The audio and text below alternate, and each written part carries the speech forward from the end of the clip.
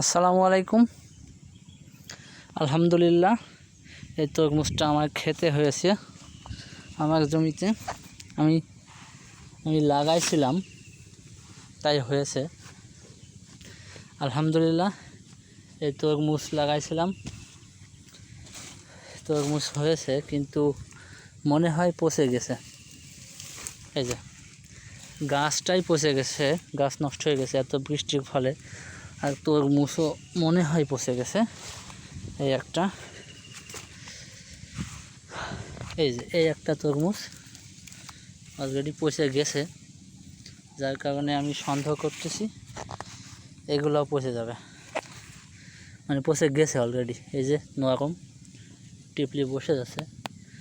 এত বৃষ্টি হলে আসলে কোনো কিছু থাকার কথা না।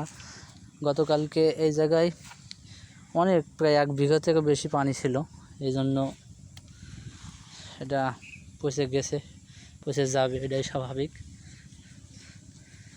ভাবছিলাম যে পেকে গেলে তারপরে বাড়ি নিয়ে যাব, কিন্তু সে পর্যন্ত আর হলো না। যা হোক, হয়েছে, এটাই আলহামদুলিল্লাহ। আমি তো কখনো চিন্তাই করতে পারিনি যে হবে।